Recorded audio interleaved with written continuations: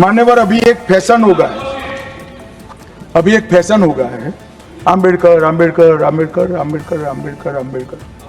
इतना नाम अगर भगवान का लेते तो 7 जन्मों तक स्वर्ग मिल जाता। अच्छी बात है ना? ना सुनिए तो, सुनिए ना, आप सुनिए ना, मैं बताता हूं। हमें तो आनंद है कि आम्बेडकर का नाम लेते हैं। आम्बेडकर का नाम अभी 100 बार ज्यादा लो, परंतु साथ अर्थ में आम्बेडकर जी के प्रति आपका भाव क्या है ये मैं बताता। मान्यवर, आम्बेडकर जी को देश की पहली कैबिनेट से इस्तीफा क्यों दे दिया? आम्बेडकर जी ने कई बार कहा कि अनुसूचित जातियों और जनजातियों से हुए व्यवहार से मैं असंतुष्ट हूं, सरकार की विदेश नीति से मैं असहमत हूं और आर्टिकल 370 से मैं असहमत हूं, इसलिए वो छोड़ना चाहते हैं। उनको आश्वासन दिया गया, आश्वासन पूरा नहीं हुआ, उन्होंने इग्नोरेंस के चलते इस्तीफा दे दिया। और एक श्री BC रॉय ने पत्र लिखा कि आम्बेडकर और राजाजी जैसे 2 महानुभाव मंत्रिमंडल छोड़ेंगे तो क्या होगा। तो नेहरू जी ने उनको जवाब में लिखा है, राजाजी के जाने से तो थोड़ा बहुत नुकसान होगा, आम्बेडकर के जाने से मंत्रिमंडल कमजोर नहीं होता है। मान्यवर, ये विचार जो खड़गे जी कह रहे हैं ना, क्या आपत्ति है? जिसका विरोध करते हो उसका वोट के लिए नाम देना है, कितना उचित है? क्योंकि अब आम्बेडकर जी को मानने वाले पर्याप्त संख्या में आ गए हैं, इसलिए आप आम्बेडकर आम्बेडकर कर रहे हो। मान्यवर, मुंबई के मेयर ने एक पत्र लिखा था कि मऊ में आम्बेडकर जी का स्मारक बनाना चाहिए। मऊ में जो आम्बेडकर जी का जन्म स्थान, सुझाव लिखा। उन्होंने कहा आमतौर पर स्मारक निजी पहल से बनाने चाहिए, यदि सरकार किसी प्रकार की सहायता करती है तो वो उचित नहीं होगा। उनके कितने स्मारक बने साहब? कोई स्मारक आम्बेडकर जी का नहीं बना, देश भर में नहीं बना। आम्बेडकर जी के स्मारक कब बने? जब भारतीय जनता पार्टी सत्ता में आई, तब मऊ में डॉक्टर आम्बेडकर के जन्म स्थान पर स्मारक बना, लंदन में अध्ययन करते थे वहां स्मारक बना, नागपुर में शिक्षा दीक्षावलित वहां बना, दिल्ली में महापरिनिर्वाण स्थल पर बना, और मुंबई में चैत्य भूमि में भी बन रहा है। हमने 5 तीर्थ बनाए महामानव। और मैं मानता हूं, मान्यवर, मैं मानता हूं कि आम्बेडकर जी के सिद्धांतों पर चलना नहीं और वोट के लिए उनकी गुहार लगा देना। 14 अप्रैल को राष्ट्रीय समरसता दिवस घोषित किया हमने, 26 नवंबर को संविधान दिवस घोषित किया। उस वक्त भी इसका विरोध कांग्रेस के वरिष्ठ नेताओं ने किया।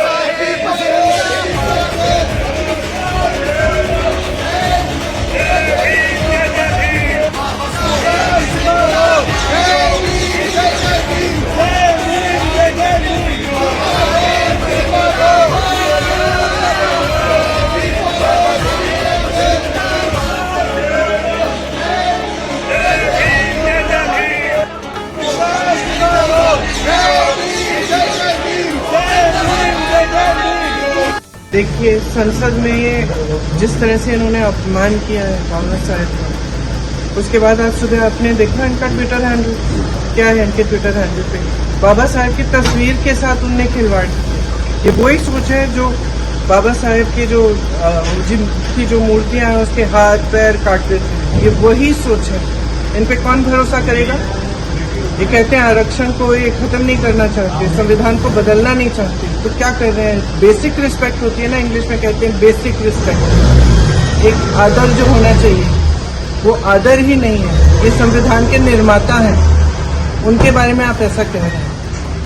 अमित शाह माफी मांगो, माफी मांगो, माफी मांगो, अमित शाह माफी मांगो, माफी मांगो, माफी मांगो।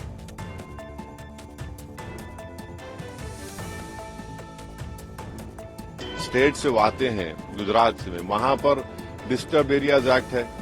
एक हिंदू अपना घर मुसलमान को नहीं बेच सकता, मुसलमान हिंदू को नहीं बेच सकता, और बरसों से चले आ रहा है। वो संविधान का वायलेशन नहीं है। वो गुजरात में और जहां जहां बीजेपी सत्ता में है वहां पर आप कन्वर्जन के खिलाफ कानून बना दिए, जबकि संविधान में राइट टू चॉइस एक फंडामेंटल राइट है। आप कौन होते किसी को रोकने के लिए मजहब तब्दील कोई कर रहा है? तो अगर आज बाबा साहब अम्बेडकर जिंदा होते तो उनको कहते लोग कि भाई आप नहीं बदल सकते अपना रिलीजन। जब बाबा साहब अम्बेडकर संविधान बनाए और उन्होंने अपना रिलीजन चेंज किया, आप कौन होते उसके खिलाफ रूल्स बनाने, कानून बनाने वाले? आपने कानून बना दिया। आपने लव जिहाद के ऊपर कानून बना दिया। बीजेपी जहां जहां सत्ता में है वहां पर संविधान के खिलाफ काम कर रही है। गोवा में बीजेपी की सरकार है, वहां पर कानून ये है कि अगर कोई 25 साल और 30 साल के दरमियान में कोई हिंदू महिला है, वाइफ है, और अगर वो इस उम्र के दरमियान में बेटे को जन्म नहीं देती है तो उसके हस्बैंड को दूसरी शादी करने का राइट है, उसको निकलवाइए। आप कानून बना रहे हैं कि कौन क्या खा सकता है, क्या नहीं खा सकता। आप हरियाणा में गौरक्षक को पुलिस पावर्स दे रहे हैं, वो पकड़े और मारे लोगों को। ये संविधान में है क्या? ये तो ये साफ जाहिर होता है कि अमित शाह और बीजेपी में एक डिस्क्रिमिनेटरी, उनके पास एक पॉलिसी है मुसलमानों के खिलाफ। और भारत के संविधान में फ्रीडम ऑफ रिलीजन एक फंडामेंटल राइट है। आर्टिकल 26 में रिलीजियस डिनोमिनेशन को इख्तियार है कि अपने मजहबी इदारों कायम करे। तो ये दोनों फंडामेंटल राइट्स का वायलेशन कर रहे हैं। और क्या यूसीसी में सिर्फ डायरेक्टिव प्रिंसिपल का यूसीसी है? डायरेक्टिव प्रिंसिपल में यह भी लिखा गया कि भारत में रिसोर्सेज सबको बांटा जाए। डायरेक्टिव प्रिंसिपल में भी कि शराब पर पाबंदी आयद कर। हमेशा शराब पर पाबंदी क्यों नहीं आयद करते पूरे देश में? चलिए करिए।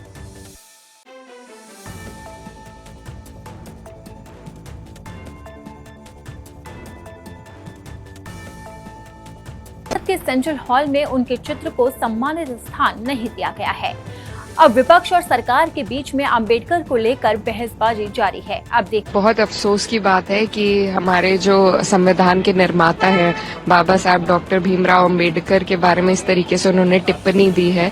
और ये साफ दर्शाता है कि भाजपा जो है उनका कोई संविधान पर उनका ना यकीन है, ना वो उसको मानना चाहते हैं, और रोजाना उल्लंघन करते हैं। और जिस तरीके से उन्होंने डॉक्टर भीमराव अंबेडकर को अपमानित किया, ये इससे साफ जाहिर होता है इन लोगों को सिर्फ अपनी मनमानी चलानी है और वही ये रोज करते हैं। तो हमें बहुत अफसोस हुआ कि एक ऐसे महापुरुष जिन्होंने हमें संविधान के रूप में एक सौगात दी है जिससे हर नागरिक के अधिकार जुड़े हुए हैं, उनका भी अगर आज के दौर में अपमान होगा तो ये देश किस राह पर जा रहा है ये आपके हमारे सबके सामने है। तो बहुत अफसोसजनक बात है। लेकिन बीजेपी ने साफ तौर पर प्रेस कॉन्फ्रेंस भी किया और उन्होंने कहा भी कि ऐसे पार्लियामेंट्री अफेयर्स ने भी कहा कि बाबा साहब अम्बेडकर को जो सम्मान है वो लगातार हमने रिकॉग्नाइज किया, हम हमेशा सम्मान देते रहे हैं। यहाँ पर गृह मंत्री जी के शब्दों को तोड़ मरोड़ कर जिस तरीके से प्रयोग किया जा रहा है ये उचित नहीं है। आप कहें? देखिए, तोड़ मरोड़ के तो नहीं, वो जो बयान है वो संसद टीवी का है, सबके सामने है, कोई एडिटेड बयान नहीं है। तो जिस तरीके से उन्होंने कहा और क्या उनकी मंशा उसके पीछे थी वो उस बयान से साफ जाहिर होती है। कोई तोड़ने मरोड़ने की बात नहीं है। ये इससे यही दर्शाया जाता है कि इन लोगों का कोई सिर्फ क्योंकि विपक्ष हमेशा संविधान की बात करता है तो उसके जवाब में इन्हें झुकना पड़ता है, लेकिन इनका जो असली मन है, जो इनके मन में जो कालिक है, वो इस बयान के माध्यम से सबको दिख रही है। बीजेपी और आरएसएस जिन्होंने हमेशा तिरंगे और संविधान से नफरत की है, जिन्होंने हाल ही तक तिरंगा फैलाया नहीं था, हॉइस्ट नहीं किया था, जो संविधान को बार बार बदलने की आवाज करते हैं, जो 400 पार का नारा था वो संविधान बदलने के लिए लाया था, लेकिन अनफॉर्चुनेटली उनको 400 पार मिला नहीं। तो तब उनको समझ में आया कि नहीं, अभी संविधान की बात करनी चाहिए, तो अभी संविधान के ऊपर प्यार करने की का शो कर रहे हैं। लेकिन ये सिर्फ शो है, वो कल हमें पता चला, जो दूध का दूध पानी का पानी कल हो गया। और जो अंतर मन से अमित शाह जी ने बात की उनके, कि बाबा साहब जो कहते हैं उतने अगर उतनी ही बार भगवान का नाम लेते थे तो स्वर्ग प्राप्त करते थे, इसकी हम कड़ी निंदा करते हैं। बाबा साहब संविधान, संसद, लोकतंत्र का इतना बड़ा अपमान अगर इस देश का के गृह मंत्री कर रहे हैं तो हम उन्होंने माफी मांगनी चाहिए और रेजिग्नेशन भी देना चाहिए। अभी पता चल रहा है कि जो बीजेपी हमेशा कहती है, अभी कह रही है संविधान, वो पूरा झूठ है। संविधान बदलने की कोशिश, 1 नेशन 1 इलेक्शन हो, 400 पार हो, ये सब basic structure of the constitution बदलने की साजिश थी, और वो जो उनका असली चेहरा कल बाहर आया। विपक्ष के पास हमने पहले भी कहा है, हम बार बार कहते हैं कि देश हित के मुद्दे उनके पास नहीं है, और उनको एक आदत हो गया कि कैसे भी सदन की कार्रवाई को उनको स्थगित करना है। अब उसके लिए वो नए एक होता है ना कि तिल का ताड़ बनाने का जो बात होता है, किसी भी एक लाइन को उसको तोड़ मरोड़ के पेश करने का उनका आदत हो गया है।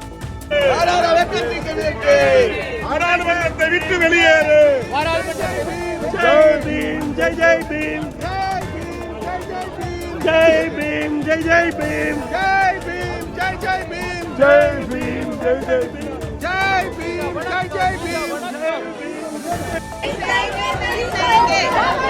शर्म करो,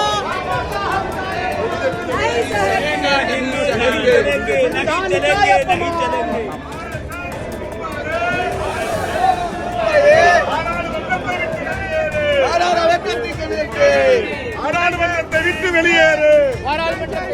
जय भीम, जय जय भीम, जय भीम, जय जय भीम, जय भीम, जय जय भीम, जय भीम, जय जय भीम, जय भीम,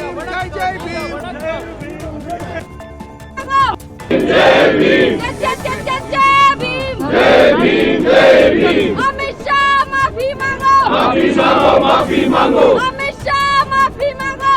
जय भीम, जय भीम, जय भीम, जय।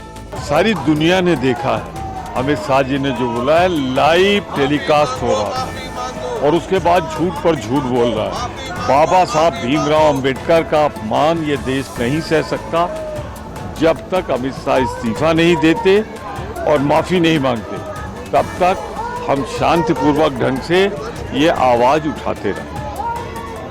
जिस तरीके से कल अमित शाह राज्यसभा में उन्होंने कहा, एक गुस्ताखी की उन्होंने, और महामानव डॉक्टर बाबा साहब अम्बेडकर का नाम लेते लेते उन्होंने कहा कि अब ये तो फैशन हुई है, अम्बेडकर अम्बेडकर अम्बेडकर अम्बेडकर। मैंने सुना है ना आपको, ये अब फैशन हुई है। इतने बार अगर आप भगवान का नाम लेते तो शायद 7 जन्म में आपको स्वर्ग में स्थान मिल जाता। आप होते कौन हो? अम्बेडकर जी ने जो एक व्यक्ति ऐसी है, किसी पक्ष की सीमा उनको लागू नहीं होती। हर एक के दिल में महामानव डॉक्टर बाबा साहेब अम्बेडकर जी के लिए एक स्थान है, और जिन्होंने संविधान हमें दिया, उनका अपमान जिस तरीके से भाजपा कर रही है वो हमें तो मंजूर नहीं है। और इसलिए अब क्या भाजपा और राष्ट्रीय स्वयंसेवक संघ अमित शाह जी के ऊपर कुछ कार्रवाई करने वाले हैं, या उन्होंने खुद कहा था अमित शाह जी को कि ये बात कहो? अब ये देखना होगा। और मैं तो कहता हूं कि बाकी सारे जो पार्टियां हैं जिन्होंने भाजपा को समर्थन दिया है, वो चाहे चंद्रबाबू हो या नीतीश कुमार हो, या महाराष्ट्र में हमारे गद्दार लोग हैं और अजित पवार है, क्या उनको भी ये मंजूर है? रामदास आठवले जी, इसके बावजूद भी अब उनके कैबिनेट में रहने वाले, जिस कैबिनेट में अमित शाह है। तो ये सारी बातें अभी 1-2 दिन में स्पष्ट होनी चाहिए।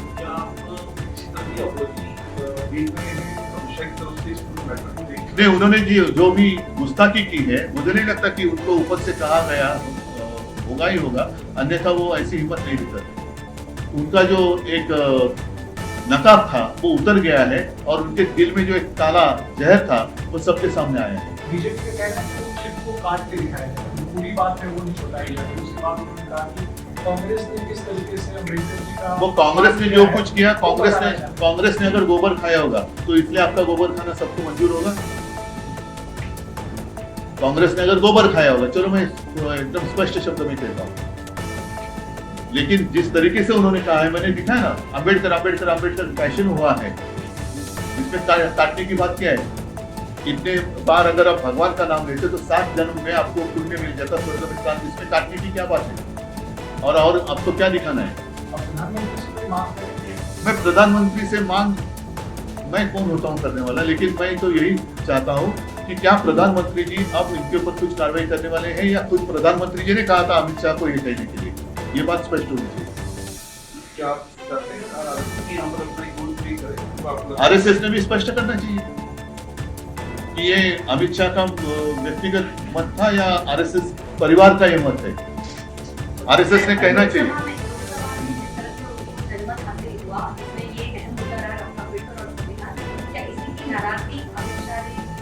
नहीं, उनके जो दिल में था उस वक्त जो कहा गया था कि अभी आपने जो मुझे सवाल पूछना चाहती थी फेक नैरेटिव, तो ये तो फेक नैरेटिव नहीं है ना, ये तो खुलेआम खुद अमित शाह जी ने कहा है। तो इसका मतलब है कि उनके मुंह में राम और बगल में छुरी, यही भाजपा का हिंदुत्व है। तोड़ो फोड़ो और राज करो, यही भाजपा का हिंदुत्व है। और सिर्फ सत्ता जिहाद, सत्ता के लिए कुछ भी वो करने के लिए तैयार हो जाते हैं, यही स्पष्ट दिखाई दे रहा है। और मैं तो कहता हूँ महाराष्ट्र, उनको लगता है कि अब महाराष्ट्र में कुछ रहा नहीं, कुछ भी करो, तोड़ो मरोड़ो, महाराष्ट्र लूटो, गुजरात में लेके जाओ, महाराष्ट्र कुछ कर नहीं सकता, ऐसे उनको अब लगने लगा है। वन नेशन वन इलेक्शन की तरफ नहीं, वन नेशन वन इलेक्शन छोड़ो, पहले बाबा साहब अम्बेडकर जी का अपमान जो उन्होंने किया है उस बारे में मैं उनसे खुलासा चाहता हूँ। आपने स्पष्ट तौर पर केस साबित करने पर अपनी राय रखी, इससे पहले में कांग्रेस को केस पहुंच रही है। मैं कल अमित शाह जी ने जो डॉक्टर बाबा साहब अम्बेडकर जी के बारे में गुस्ताखी की है, उस बारे में आज आप सबको मैंने बुलाया है। और मैं चाहता हूँ इस बारे में पहले भाजपा और राष्ट्रीय स्वयंसेवक संघ खुलासा करें। ठीक है, धन्यवाद। तो आज की प्रेस वार्ता में आप सभी का स्वागत है। विगत सप्ताह में संसद में लोकसभा और विधानसभा, राज्यसभा दोनों जगह संविधान को स्वीकार किए हुए 75 साल के मौके पर संविधान की रचना, संविधान निर्माताओं का योगदान और संविधान में प्रस्तावित किए गए आदर्शों पर एक गौरवमयी चर्चा का आयोजन संसद के द्वारा किया। वो चर्चा में 75 साल की देश की गौरव यात्रा, विकास यात्रा और उपलब्धियों की भी चर्चा हुई। ये तो स्वाभाविक है कि जब लोकसभा में, राज्यसभा में पक्ष और विपक्ष होते हैं तो हर मुद्दे पर लोगों का नजरिया अलग अलग होता है, दलों का नजरिया अलग अलग होता है, वक्ताओं का नजरिया अलग अलग होता है। मगर संसद जैसे देश के सर्वोच्च लोकतांत्रिक फोरम में जब चर्चा होती है तब इसमें एक बात कॉमन होती है कि बात तथ्य के आधार पर होनी चाहिए और बात सत्य के आधार पर होनी चाहिए। कल से कांग्रेस पार्टी ने जिस तरह से तथ्यों को तोड़ मरोड़ कर रखने का प्रयास किया है, ये अत्यंत निंदनीय है और मैं इसकी निंदा करना चाहता हूं। ये क्यों हुआ? क्योंकि भारतीय जनता पार्टी के वक्ताओं ने संविधान पर, संविधान की रचना के मूल्यों पर, और जब जब कांग्रेस या भारतीय जनता पार्टी का शासन रहा तब शासन ने संविधान के मूल्यों का किस तरह से मूल्यांकन किया, संरक्षण किया और संवर्धन किया, इस पर फैक्ट के साथ भारतीय जनता पार्टी के वक्ताओं ने अनेक उदाहरणों के साथ जनता के सामने विषय रखे और उसमें वो तय हो गया कि कांग्रेस पार्टी अंबेडकर जी विरोधी पार्टी है, कांग्रेस पार्टी आरक्षण विरोधी पार्टी है, कांग्रेस पार्टी संविधान विरोधी पार्टी है, कांग्रेस पार्टी ने सावरकर जी का भी अपमान किया, कांग्रेस पार्टी ने आपातकाल डालकर संविधान के सारे मूल्यों की धज्जियां उड़ा दी, नारी सम्मान को भी सालों तक दरकिनार किया, न्यायपालिका का हमेशा अपमान किया, सेना के शहीदों का अपमान किया और भारत की भूमि तक को संविधान तोड़कर विदेशी देशों को देने की हिमाकत कांग्रेस पार्टी के शासन में हुई। जब ये पूरा सत्य उजागर हो गया, तब कल से कांग्रेस पार्टी ने फिर एक बार अपनी पुरानी पद्धति को आजमाते हुए बातों को तोड़ मरोड़ कर और सत्य को असत्य के कपड़े पहनाकर समाज में भ्रांति फैलाने का एक कुत्सित प्रयास किया है। जो बाबा साहब का अपमान शाह ने किया है वो गलत है, इसीलिए आई डिमांड हिज रेसिग्नेशन। खड़गे जी मेरा इस्तीफा मांग रहे हैं, इनको आनंद होता है तो शायद मैं दे भी दूं, मगर इससे इनकी समस्या का अंत नहीं है। अभी 15 साल तक कम से कम उनको वही जगह पे बैठना है जहां वो बैठे हैं। खड़गे साहब, मेरे इस्तीफे से आपकी दाल नहीं गलने वाली। हमारे अमित शाह जी एक बात उन्होंने कही जो बहुत ही एक कंडेमेबल है। ये दुर्भाग्य है हमारा देश का कि किसी भी एक दलित नायक को, व्यक्ति को जो पूजनीय है सबके लिए, चाहे दलित होने दो, चाहे इस देश के कोई भी नागरिक हो, उनको इंसल्ट करने की, उनको उनके बारे में टॉन्ट मारने की और अपोजिशन पार्टी के तरफ देखकर वो कहने का कि रोज उठ के आप क्या लगाए, डॉक्टर अंबेडकर अंबेडकर अंबेडकर अंबेडकर अंबेडकर। अगर इतना ही नाम भगवान का अगर आप लेते तो आप 7 जन्मों का स्वर्ग उनको आपको प्राप्त होगा। मुझे ये मजबूरन कहना पड़ता है कि ये लोग संविधान को नहीं मानते। स्वर्ग और नर्क की जब बात करते हैं तो ये मनुस्मृति की बात करते हैं। इसमें ही लिखा है कि क्या क्या स्वर्ग है, क्या क्या कौन से जाति कहाँ जाएंगे, क्या पढ़े तो क्या हो जाएंगे। ये मानसिकता मोदी सरकार के कैबिनेट मिनिस्टर्स को और मोदी साहब को भी है, और उसी ढंग से उनके जो गुरु है, जो गोरखकर गुरु जी या दूसरे जो भी है उनके फाउंडर, ये सब लोग, वो लोग भी यही बात बोलते थे। वो उनकी कोई गलती नहीं, जैसे स्कूल में पढ़ते हैं उस स्कूल का नियम उनको पालना था, उसीलिए उन्होंने ये पढ़ा।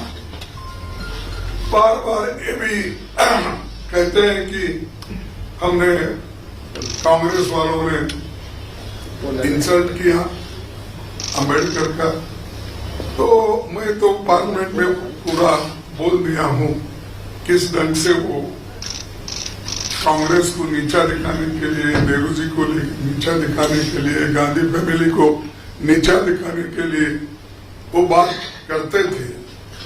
वही बात उसी ढंग पे फिर कल भी उन्होंने किया। लेकिन मुझे ताज्जुब हुआ, जो व्यक्ति ऐसी बातें बोल रहा है और सारे देश में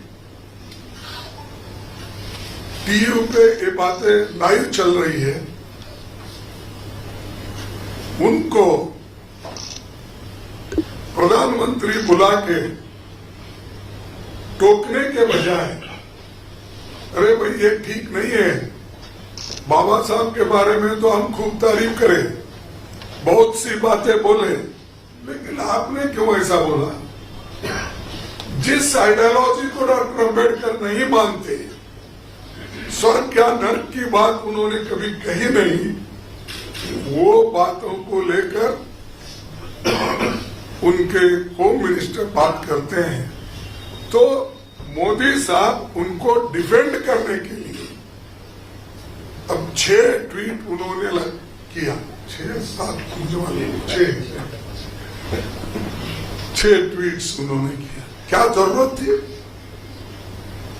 अगर आप बाबा साहब के बारे में अगर कोई गलत बोलता है, उसको अपने कैबिनेट से निकाल देना चाहिए था, ये नहीं चलेगा।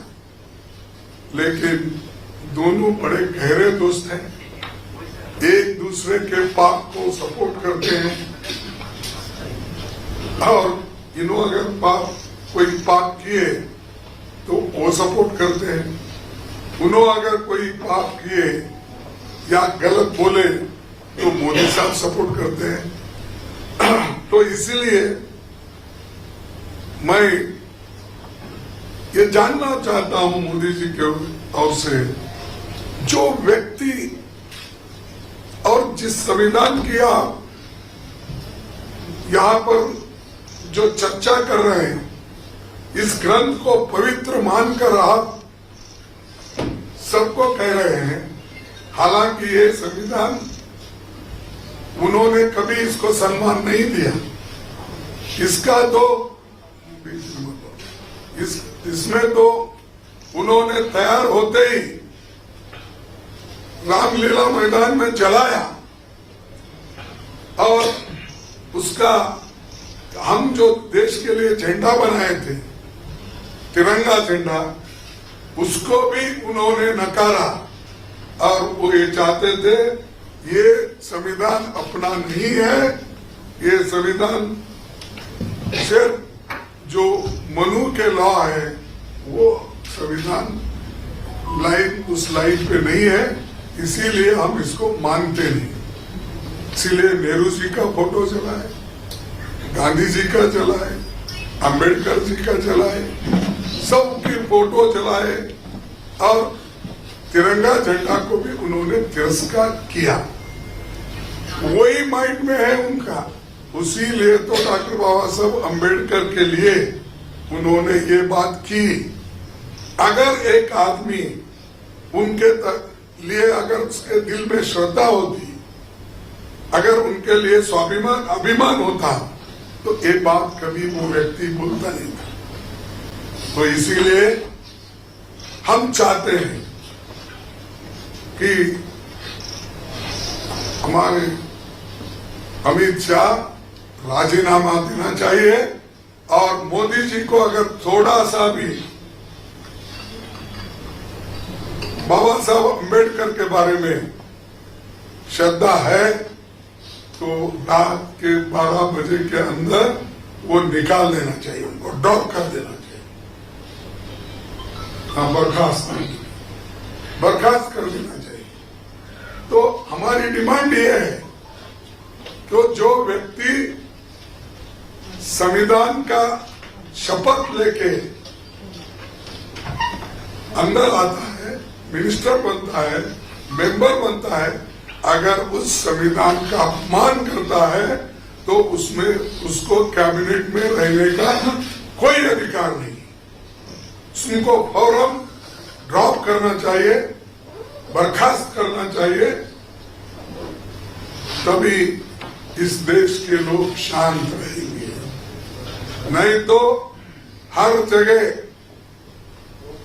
बाबा साहब के बारे में नारे लगाएंगे, उनके लिए जान देने के लिए भी लोग तैयार हैं। ऐसा नहीं है कि कोई मिलेगा नहीं, लेकिन आज के हमारे जितने भी सुशिक्षित भी हैं, अनपढ़ लोग भी हैं, बहुत लोग हैं जो बाबा साहब अम्बेडकर के अभिमानी हैं। वो जात पात का सवाल नहीं है, बाबा साहब अम्बेडकर सबके हैं।